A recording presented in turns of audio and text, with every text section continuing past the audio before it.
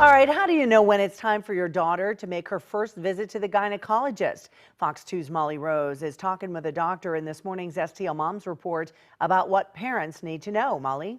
Yeah, Randy, this morning we are talking to Dr. Karen Fowler. She's the medical director of Women's and Newborns Clinical Programs for SSM Health. Good morning, doctor. Thanks for being with us. Good morning, Molly. Thanks for having me. Well, this is such an important topic, and for years, parents take their daughter to the pediatrician. At what point do they know they need to transition over and have their daughter visit the OB/GYN? So, Molly, I'm careful to say that I don't think there's a really hard and fast time to transition from pediatrician to OB/GYN. So, ACOG, which is the American College of Obstetrics and Gynecologists, actually recommend that young women ages 13 to 15 start the conversation about women's health. And whether or not that's with a gynecologist or their pediatrician, their family practitioner, the key thing is that they are sitting down with someone who's not their parent or their guardian, and they're comfortable and they're opening up the conversation about their health, finding a place where they can ask questions, and establishing a relationship that is going to take them through their adolescence and their teen years, through some very confusing, overwhelming, and important times. Yeah, and it can be maybe uncomfortable, or they could be a little bit nervous if it's their first time. Do you have any advice for parents on how to prepare a teenager for a visit like this?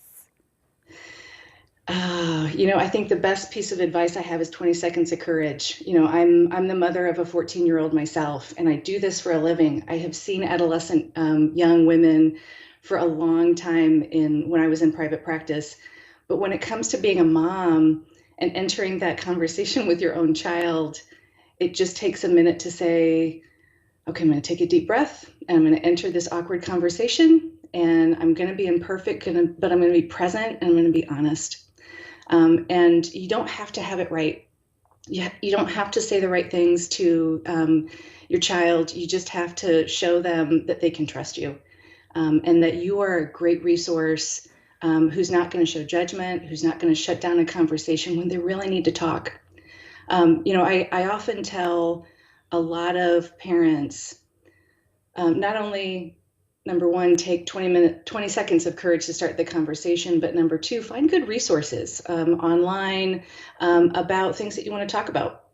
There is a great online resource called Girlology. I'm actually a girlologist, and we, outside of the pandemic, we offer in-person classes that can help parents establish that relationship of conversations and trust around their child's health in adolescence.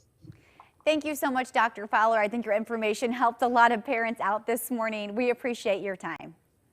Thank you.